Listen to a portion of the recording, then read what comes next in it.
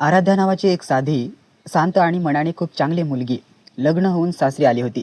तिला वाटलं होतं की तिथे तिला प्रेम आणि आधार मिळेल, पण प्रत्यक्षात तिच्यावर सतत कामाचा आणि तिरस्काराचा भार टाकला गेला. ती 7 महिन्याची गरोदर असतानाही तिला घरातील सगळे कामे एकटीने करावी लागत होती.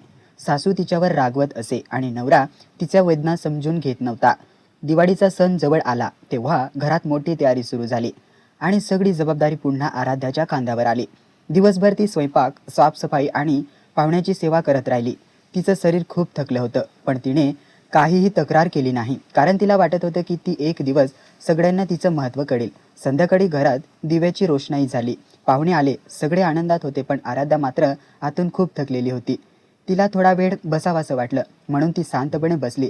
तेव्हा सासूने तिला पाहिलं आणि रागाने बोलत पुन्हा कामाला लावलं. तिच्या डोळ्यात अश्रू आले, पण ती काही बोलली नाही. नवऱ्यानेही तिची साथ दिली नाही. रात्री उशिरा सगळे झोपले. तिच्या पोटात वेदना सुरू झाल्या.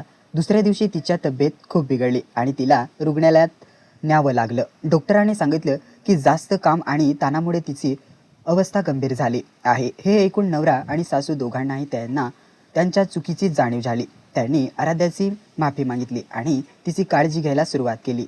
काही दिवसांनी आराध्याने एका गोंडस बाळाला जन्म दिला आणि त्या बाळाच्या येण्याने घरात खरा आनंद आला. आता सगळे तिच्यावर प्रेम करू लागले, तिची काळजी घेऊ लागले. आराध्याच्या चेहऱ्यावर पुन्हा हसू परतलं आणि तिने सगळं दुःख विसरून नव्या आयुष्याची सुरुवात केली.